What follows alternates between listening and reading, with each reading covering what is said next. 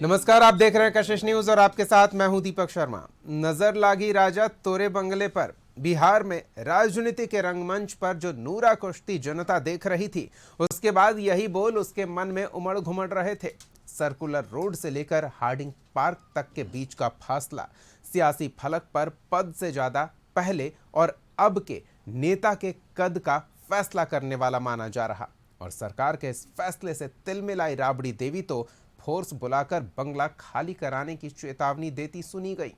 इस जख्म से हो रही चुभन से अभी उबर भी नहीं पाए थे कि सरकार के एक और फैसले ने मानो जख्म पर नमक छिड़क दिया हो। बंगला को लेकर बवाल थमता तो दिख रहा था, लेकिन तभी उसमें उबाल लाने का काम किया सरकार के सिक्योरिटी की समीक्षा के बाद लालू परिवार के कुछ सदस्यों के सुरक्षा श्रेणी में की गई कटौती ने। लालू, राबड़ी, तेज प्रताप को तो अब सुरक्षा में कटौती से संतोष करना होगा। बंगले के बाद सुरक्षा श्रेणी में हुई कटौती कद में कटौती के प्रयास के तौर पर चर्चा के केंद्र में आ चुका है। वैसे ये सुरक्षा श्रेणी तय करने की प्रक्रिया पूरी तरह से सरकार, सुरक्षा एजेंसियां और संबंधित व्यक्ति के पद और अन्य संवेदनशील पहलुओं पर निर्भर करता है। लेकिन इन तकनीकी कारणों से ज्यादा शोर सियासी कारणों से मचा है। ऐसे में सवाल तो पूछेंगे कि लालू परिवार बंगले को लेकर नोटिस से सिक्योरिटी तक निशाने पर है या नियम के दायरे में। सवाल का जवाब लेंगे। हमारे साथ कुछ मेहमान जुड़े हुए, उनसे आपका परिचय करा दें। बीजेपी की ओर से पार्टी का पक्ष रखने के लिए राहुल आनंद जी हैं, आरजेडी की ओर से प्रमोद सिन्हा जी हैं और हमारे साथ राजनीतिक विश्लेषक के तौर पर प्रोफेसर राकेश रंजन जी हैं। आप तीनों का बहुत बहुत स्वागत है। सबसे पहले तो प्रमोद जी, आपकी प्रतिक्रिया जानना चाहेंगे सुरक्षा श्रेणी में हुए कटौती को और उससे पहले बंगले को लेकर जारी हुई नोटिस को किस तरह से देखा जाए। ये लालू परिवार निशाने पर है या नियम के दायरे में है? देखिए, सबसे पहली बात है कि जो सरकार आज 6 महीना जो नया विधानसभा चुनाव के उपरांत जो है 6 महीना बीत गया और इस दौरान जो है 2 मुख्यमंत्री देखने को मिले और एक अभी नए मुख्यमंत्री बने हैं भारतीय जनता पार्टी के सम्राट चौधरी जी। अब वो सियासत कर रहे हैं, ओछी राजनीति जो है सरकार के द्वारा किया जा रहा है और नेता विपक्ष जो होता है या विपक्ष जो होता है वो भी सरकार का ही अंग होता है। और जिस पद पर हमारी जो पूर्व मुख्यमंत्री श्रीमती राबड़ी देवी जी जिस पद पर अभी हैं, उसी पद के को लेकर के जब आपको पता होगा कि 2019 में पटना उच्च न्यायालय का जो आदेश आया था कि पूर्व मुख्यमंत्री को जो है बंगला नहीं दिया जा सकता है, तो उस समय तक तो पूर्व मुख्यमंत्री के आधार पर जो है वो बंगला आवंटित था, लेकिन नेता प्रतिपक्ष बिहार विधान परिषद के चलते जो है उस बंगला को आवंटित किया गया जो 10 सर्कुलर रोड है। अब देखिए, आज भी श्रीमती राबड़ी देवी जी आज भी उसी पद पर वो वर्तमान में हैं, नेता प्रतिपक्ष हैं बिहार विधान परिषद में। लेकिन ये किस प्रकार की ये लोग राजनीति करने का काम किए कि उनका जो बंगला आवंटित था, अभी तो उनका कार्यकाल जो है 2030 तक है जी। अगर आप उस मानकों को भी अगर आप देखने का काम करिए तो 2030 तक जो है उनका कार्यकाल है, तो कम से कम उस कार्यकाल तक तो वो बंगला उनको आवंटित रखना चाहिए था। लेकिन उन्होंने जो है 23 हार्डिंग रोड जो है देने का काम किया। और अभी हम भवन निर्माण मंत्री जो लेसी सिंह हैं, उनका एक बयान जो है देख रहे थे। उन्होंने कहा कि जो जिनको 10 सर्कुलर रोड आवास जिस मंत्री को आवंटित हुआ था, तो उनका कहना था कि हमको कोई अच्छा बंगला मिलना चाहिए था। उसके पहले 11 मई को ही उनको दूसरे जगह बंगला आवंटित कर दिया गया था। ये समझने वाली बात है। और 10 दिन के भीतर में इन लोगों ने क्या किया कि उस बंगला को जो है 10 सर्कुलर रोड जो है उनके नाम पर आवंटित कर दिया। तो ये इनकी राजनीति जो होती है ना, ओछी राजनीति, उसको ये दर्शाता है कि किस प्रकार के ये विपक्ष के साथ इनका बर्ताव है। सुरक्षा श्रेणी को लेकर अब रहा सवाल सुरक्षा श्रेणी को लेकर के, तो आप देख लीजिए ना कि अगर सुरक्षा श्रेणी जो निर्धारित होती है उसके मापदंड क्या हैं? उसके मापदंड है राजनीतिक स्थिति, पद और इंटेलिजेंस के द्वारा जो है जो खुफिया रिपोर्ट आती है उसके आधार पर जो है ये समय समय पर जो है सुरक्षा देने का काम करते हैं। तो सवाल उठता है कि आज अगर राजनीतिक पद या राजनीतिक स्थिति के बारे में आप उसका मूल्यांकन कर लीजिए, तो आज भी उसी जगह पर राष्ट्रीय जनता दल खड़ा है। आज भी श्रीमती राबड़ी देवी जी बिहार की पूर्व मुख्यमंत्री, प्रथम महिला मुख्यमंत्री हैं, और हमारे नेता आदरणीय लालू प्रसाद यादव जी भी पूर्व मुख्यमंत्री हैं। नेता प्रतिपक्ष भी बिहार विधान परिषद में श्रीमती राबड़ी देवी जी हैं। तो उस आधार पर जो इनका मूल्यांकन है कि उनके जो सुरक्षा में जो कटौती की गई है, किस आधार पे की गई है, यही तो हम लोग तो जानना चाहते हैं। हम ही लोग ही नहीं बल्कि पूरा बिहार जानना चाहता है ना कि आखिर आप अगर शासन सत्ता में हैं तो आप अपनी मनमर्जी करना चाहते हैं, और उसका जो है आप विपक्ष को इस प्रकार से कटघरे विपक्ष पर निशाना साधने का काम करते हैं। अरे आपका बस नहीं चल रहा है। जो जवाब आपको जनता को देना चाहिए, जिन वायदों को लेकर के आप जनता के बीच गए, जो घोषणा करने का काम किया, और काम करने का जब बारी आया तो उन मुद्दों से ध्यान भटकाने के लिए आपने बंगला आवंटन का राग छेड़ दिया। उसके बाद जो है सुरक्षा को लेकर के जो है, जो सुरक्षा मानक है उसमें आप कटौती करने का काम कर रहे हैं। तो सवाल उठता है, आपको तो बतलाना पड़ेगा ना कि आखिर उनके न राजनीतिक स्थिति में कोई अंतर आया, न उनके पद में कोई अंतर आया। आज भी दोनों पूर्व मुख्यमंत्री हैं, और इस आधार पर अगर आप देखिए, दो हमारे नेता आदरणीय लालू प्रसाद यादव जी चाहे श्रीमती राबड़ी देवी जी चूंकि पति पत्नी हैं, और इसलिए अगर 2019 के पहले की मैं बात कर लूं, अगर ये लोग कहते हैं कि इनको अब बंगला का मुंह है, तब तो उस समय जो मानक था कि पूर्व मुख्यमंत्री को बंगला मिलेगा, तो हम लोग तो चाहते तो दो बंगला ले लिए होते। लालू प्रसाद यादव जी के लिए अलग आवंटित हो गया रहता, और श्रीमती राबड़ी देवी जी के लिए अलग आवंटित होता, लेकिन इस प्रकार की तो बातें हुई नहीं। तो सबसे बड़ा सवाल है कि अगर आप विपक्ष के बड़े नेताओं में, आज हम लालू प्रसाद यादव जी को आप किस रूप में देखते हैं?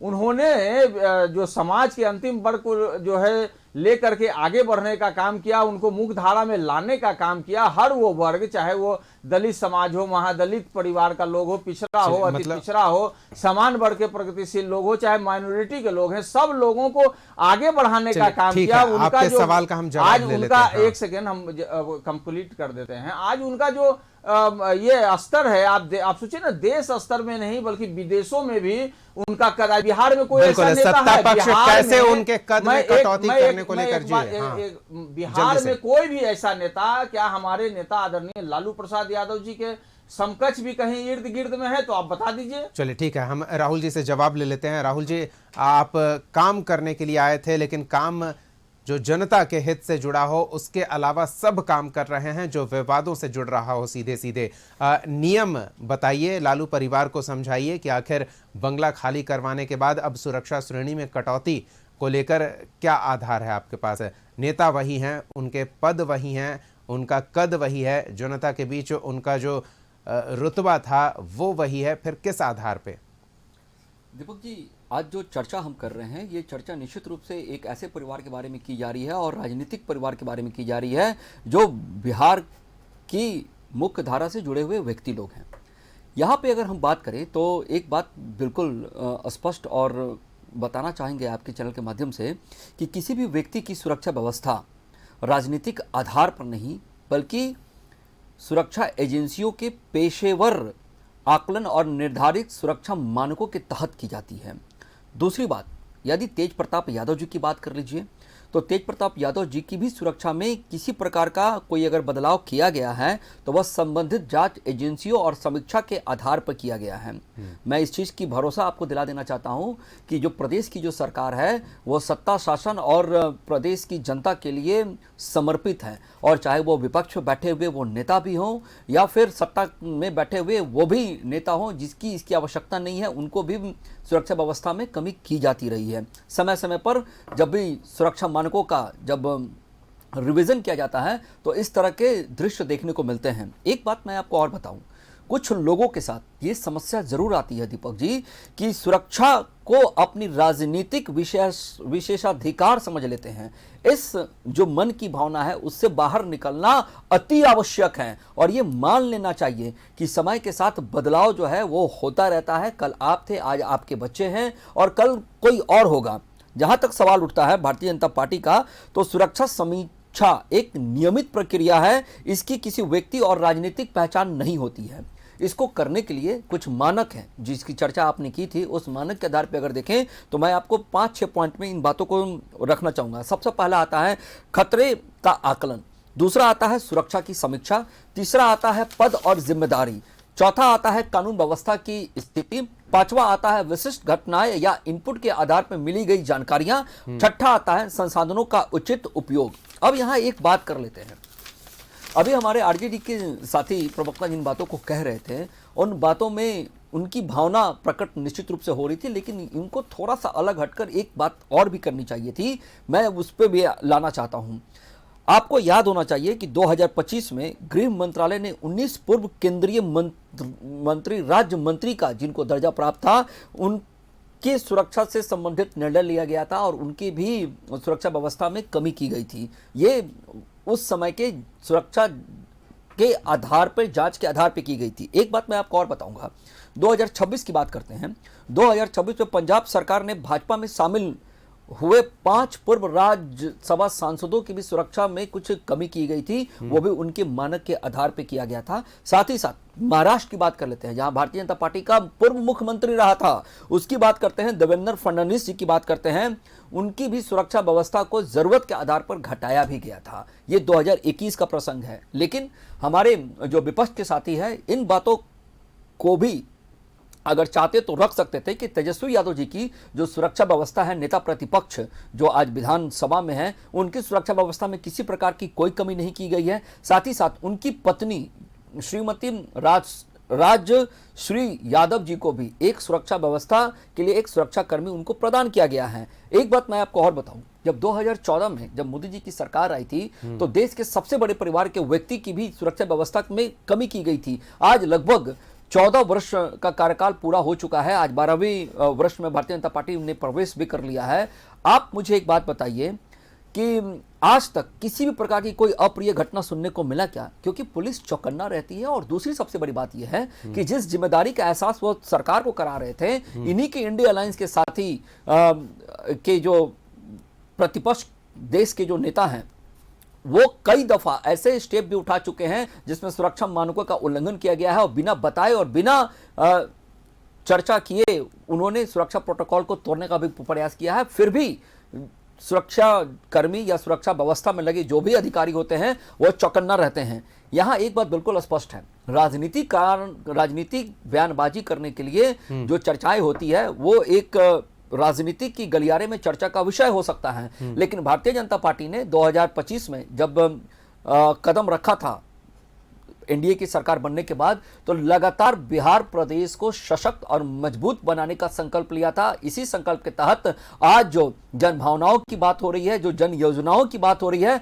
जो आज दृश्य देखने को मिल रहा है, जो हम भी अगर एक्स हैंडल की बात कर राहुल जी, कहां जन भावनाओं की बात हो रही है, जन योजनाओं की बात हो रही है? हम तो विपक्ष के सुरक्षा श्रेणी और विपक्ष के बंगले पर बात कर रहे हैं, क्योंकि आप इस मुद्दे को हवा दे रहे हैं।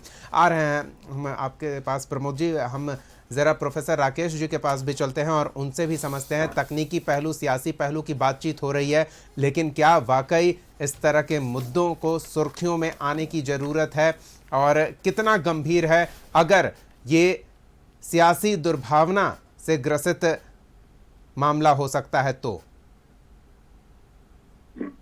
जी, मुझे लगता है ना कि अभी तो न तो विधानसभा के चुनाव नजदीक हैं जी, न ही लोकसभा के चुनाव नजदीक हैं, तो वैसे में किसी एक दल को कोई पॉलिटिकल माइलेज तो मिल नहीं सकता है इन दोनों चीजों से, बंगला विवाद और जो सुरक्षा कम की गई है।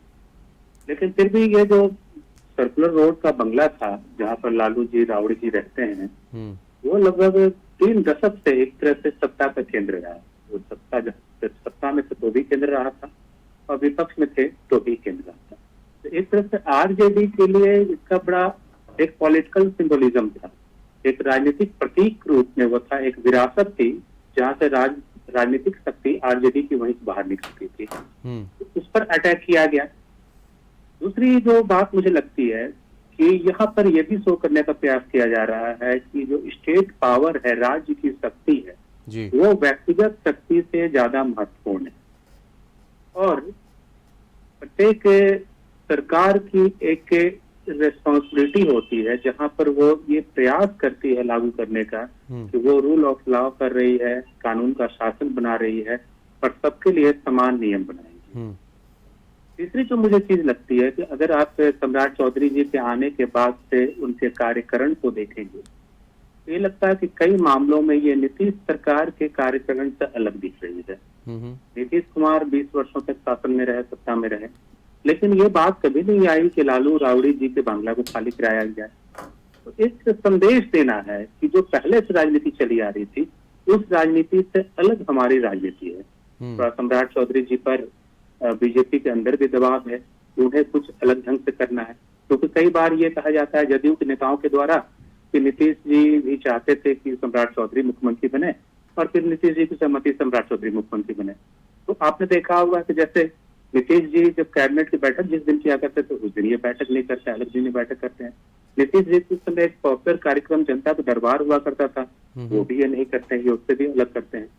तो एक तरह से ये जो कदम है, इसके द्वारा ये सरकार ये प्रयास कर रही है दिखाने का, उससे पॉलिटिकल लेजिटिमेसी प्राप्त हुई है, एक राजनीतिक वैधता जब प्राप्त हुई है तो वो निष्पक्ष होकर अपना वो काम करना चाहती है।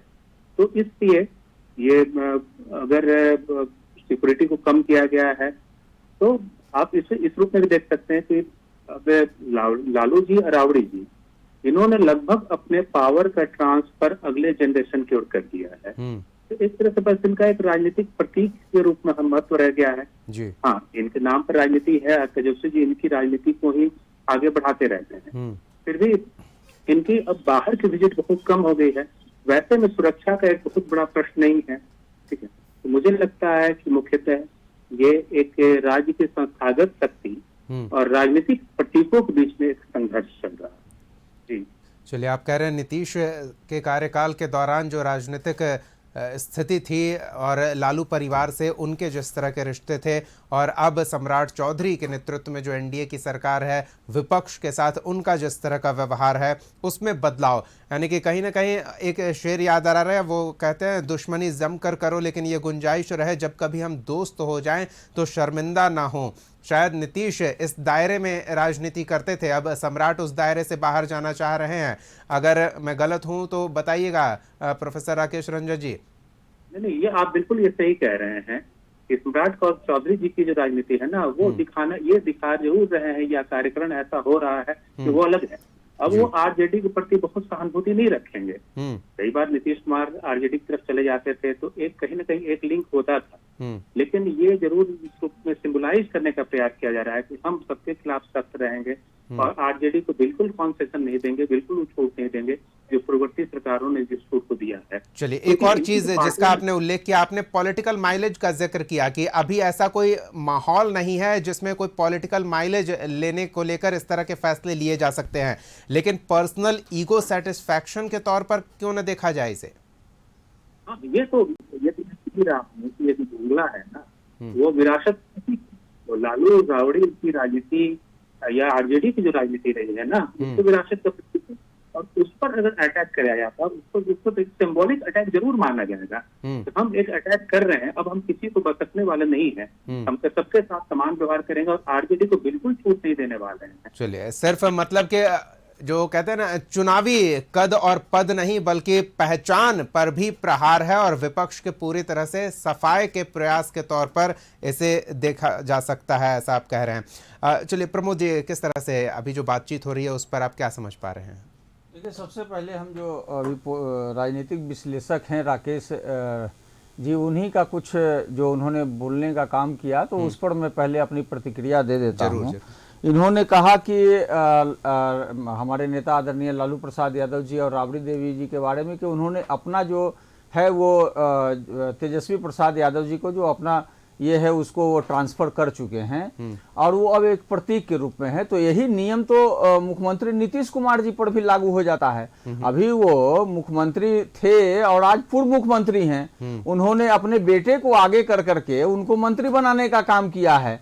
तो मंत्री निशांत जी को तो अलग जो है से सुरक्षा मिला है और उनको जो है Z+ की सुरक्षा मिला है। तो इस पर भी इनको ये बातें कहनी चाहिए थी। अब चूंकि देखिए, ये कोई सहानुभूति वाली बात नहीं होती। अभी उन्होंने कहा कि सहानुभूति नहीं होता है, ये राजनीति और इन सब चीजों से उठ करके है। चूंकि भारत का संविधान और लोकतंत्र इस बात की इजाजत देता है, जिसमें सत्ता पक्ष के लिए भी यदि जगह निर्धारित है तो विपक्ष के लिए भी जगह निर्धारित है, और सबके कार्य अधिकार और कर्तव्य उसमें निहित किए गए हैं, उनके सुरक्षा मानक। अगर ऐसा नहीं है, चूंकि विपक्ष का तो काम ही है ना सरकार से सवाल करना, सरकार के नीतियों में अगर जन विरोधी चीज दिखाई पड़ता है तो उसका विरोध करना, तो सरकार का तो ये काम ही। कौन ऐसा सरकार है जो विपक्ष को जो है ये माइलेज देने का काम करेगा? लेकिन इसीलिए तो मैं कह रहा हूं ना कि संविधान में ही ये निहित है कि विपक्ष को भी मान्यता देना है और विपक्ष को भी संवैधानिक अधिकार प्राप्त है, उसको भी जो सुरक्षा मिलनी चाहिए उसको वो सुरक्षा। ये कोई सहानुभूति वाली बात नहीं है। विपक्ष के नेता खतरे में नहीं है, ये सरकार अगर कह रही है तो इसमें गलत क्या है? नहीं, एक सेकंड, तब तो अगर विपक्ष के नेता खतरे में नहीं है और सारे सत्ता पक्ष में जो बैठे हुए लोग खतरे में है, अगर इस प्रकार का है तब तो सरकार पर ही बहुत बड़ा सवाल उठ जाएगा ना।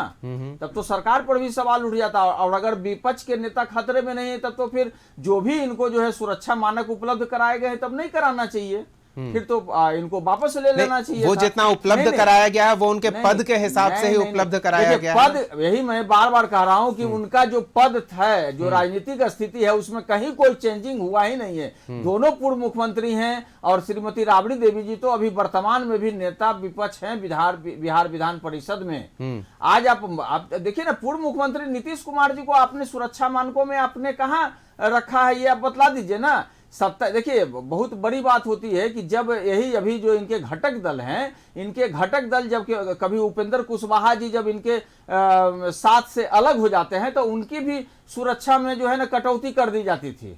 चिराग पासवान जी के भी सुरक्षा में कटौती की गई है जब वो अभी जो नीतीश कुमार जी के खिलाफ जो है वो अपने वक्तव्यों को पेश कर रहे थे। तो सरकार की मंशा जो है ना विपक्ष के प्रति जो है हमेशा दिखलाई पड़ता है, और ये आज भी दिखलाई पड़ रहा है। विशेषाधिकार चाहते हैं आप सत्ता में हो ना हो, उसके बाद भी वो सिक्योरिटी हमें चाहिए, ये विशेषाधिकार हो गया ना। आप जिन लोगों का नाम ले रहे हैं वो जब साथ में थे तो सरकार में थे, सरकार का अंग थे और पर्याप्त सुरक्षा व्यवस्था की उन्हें आवश्यकता थी। जब सरकार में नहीं थे तो सिर्फ इस वजह से कि नीतीश कुमार के खिलाफ बोलते थे या मोदी के खिलाफ बोलते थे या लालू के खिलाफ बोलते थे, हाँ, तो वो अब सरकार का अंग नहीं थे तो वो उनके स्तर पर ही होगा ना, विशेषाधिकार थोड़ी हो जाता है। यही तो मैं समझाने का प्रयास कर रहा हूं ना कि अगर सत्ता पक्ष हो या विपक्ष हो, देखिए सरकार भी अगर चलती है तो कानून के दायरे में ही काम करेगी। कानून से आप जो इसमें जो मानक, तो ये आपको क्यों लग रहा है कि सरकार कानून के दायरे से बाहर जाकर इस तरह के निर्णय ले रही है? दृष्टिगोचर हो रहा है ना। जब आप बंगला आवंटित कर देते हैं, देखकर थोड़ी समझ देंगे, वो नियमों को देखेंगे ना कि क्या है। अरे भाई सुन लीजिए ना, जब आपने बंगला 11 मई को आवंटित कर दिया उस पार्टिकुलर मंत्री को दूसरे जगह, फिर ऐसी क्या परिस्थिति आ गई कि आपको 10 दिन के बाद 10 समझ लेते हैं आवंटन करना? राहुल जी बताइए। ये तो ओछी राजनीति है, ये तो साफ और स्पष्ट रूप से ओछी राजनीति है, ये विपक्ष को साफ और स्पष्ट रूप से दिख रहा है। लेकिन और जो दो महत्वपूर्ण चीज आपने अपने चर्चा के दौरान कहा राहुल जी, उस पर हम चाहेंगे आप अपना पक्ष रखें। एक तो सुरक्षा मानकों की समीक्षा करते समय यह सुनिश्चित किया जाता है कि कानून व्यवस्था की क्या स्थिति है, इस आधार पर सुरक्षा दें। इसके अलावा संसाधनों का सही उपयोग किया जाए, तो संसाधनों का सही उपयोग और राज्य के कानून व्यवस्था का परिचायक क्या सत्ता पक्ष के सदस्यों को मिलने वाली सुरक्षा के साथ नहीं जुड़ता है? वो 50 पुलिस लेकर चलें तो ठीक है, विपक्ष के नेता 5 पुलिस वाले ले लें तो उसमें दिक्कत है नहीं। और एक छोटा सा सवाल, जल्दी से कर देते हैं। इन्होंने राजश्री जी का एक उदाहरण दिया, उनको एक बॉडीगार्ड इन्होंने देने का काम किया है, तो लगे हाथ ये भी बतला देंगे कि सत्ता पक्ष के जितने नेता मंत्री हैं उनके परिवार को कितने परिवार को जो है इस तरह की जो है सुविधाएं उपलब्ध की गई है, वो भी ये बतलाने का काम करें। लंबी फहरिस्त है। जल्दी से राहुल जी, संसाधनों का सदुपयोग सिर्फ विपक्ष के लिए क्यों, सत्ता पक्ष के लिए क्यों नहीं? दीपक जी, ये हम लोग जब चर्चा कर रहे थे उस चर्चा के दरमियान ही इस बात को मैंने स्पष्ट कर दिया था कि सुरक्षा मानकों का ख्याल रखते हुए सुरक्षा एजेंसियां इसके ऊपर निर्णय लेती हैं। लेकिन अब सवाल ये उठता है कि जिस तरह से एक जो हमारे देश के एक बड़े परिवार यानी कि कांग्रेस की अगर हम बात कर लेते हैं, जब उनके ऊपर भी कई सारे आरोप लगते थे तो लोग उनसे पूछते नहीं थे। पता है क्यों? उनको लगता था कि ये सबसे बड़ा परिवार है और ये शाही परिवार है, और इसका पूछना मतलब कि देश से सवाल करना। मैं आपको एक छोटा सा उदाहरण देना चाहता हूं। जब सोनिया गांधी जी की जब हत्या हुई थी तो उस समय मैं समाप्त करता सोनिया हूं, गांधी नहीं, तो उस समय इंदिरा गांधी बोल मैं रही थी। माफ कीजिएगा, जब इंदिरा गांधी जी की जब हत्या हुई थी तो सोनिया गांधी जी उस समय उसी आवास में थी। लेकिन जब कोर्ट में जब ये केस गया तो कोर्ट में सोनिया गांधी जी से कोई भी सवाल नहीं पूछा गया। पता है क्यों? क्योंकि वो देश के बड़े ये व्यक्ति के आप परिवार के कहां सदस्य जा थे। रहे हैं? ठीक उसी इस पर प्रकार आइए ना, ठीक उसी हम प्रकार बिहार में संसाधनों अगर के बात सदुपयोग करें, की बात कर रहे हैं। हाँ। मैं वही कर रहा हूं, बिहार में बात करें कि बिहार में जो आरजेडी का जो परिवार है उस परिवार को एक विशेषाधिकार अपने आप में मिलना चाहिए। ये ऐसा वो लोग समझते हैं कि नहीं, हमें जो विशेषाधिकार 10 हमको रोड है संविधान वो पर सरकारी देता है संपत्ति ना। नहीं, वो कानून और निजी संविधान संपत्ति जो है, वो वो निजी हमको संपत्ति है। विशेषाधिकार और साथ ही दिलाता है। साथ ये जितना भी जानना सत्ता चाहिए कि पक्ष के लिए जब है, सुरक्षा उतना ही मानकों के विपक्ष के ऊपर लिए है। जब कोई रिपोर्ट आता है, जब सुरक्षा मानकों के ऊपर जब रिपोर्ट आता है तो उस रिपोर्ट को नहीं मानते हैं, लेकिन जब केंद्र सरकार जब नीति आयोग का रिपोर्ट आता है तो वो मानते हैं। बस यही जो दोहरा अरे चरित्र भाई, है, यहाँ यही जो कि सुरक्षा उचित मानक मानसिकता है की कि बात उसको करना है। निर्धारित और कौन करता है? सरकार बिहार का सारे गृह मानकों विभाग को निर्धारित मानती है करता और है। सरकार गृह विभाग के सुरक्षा मुखिया की कौन है? जिम्मेदारी गृह विभाग लेती के है। मुखिया सम्राट सरकार चौधरी सुरक्षा जी की हैं। जिम्मेदारी लेती उसमें है। जो है अगर डीजीपी रहते किसी हैं। प्रकार की क्या अप्रिय बात घटना कर ठीक रहे है, हैं? जल्दी से हम अगर समझ किसी लेते हैं। प्रकार की कोई अप्रिय घटना होती है तो सरकार उसके लिए जिम्मेदार बिल्कुल जिम्मेदार होगी अगर कोई अप्रिय जिम्मेदारी घटना होती है तो। लेकिन कोशिश ये होनी चाहिए कि किसी तरह की कोई अप्रिय घटना ना हो, इसके लिए पहले से हम तैयारी करके रखें। होने के बाद कुछ अगर करते हैं तो उसका क्या मतलब है? जो होनी होती है वो तो हो गई। लेकिन राकेश जी, तमाम तरह की बातें आ रही है, कानून व्यवस्था की स्थिति, संसाधनों का सदुपयोग, इसके अलावा विशेषाधिकार की भी बात आ रही है। किस तरह से देखा जाए, क्योंकि अभी तो ये बात निकली है तो ये दूर तक जाएगी।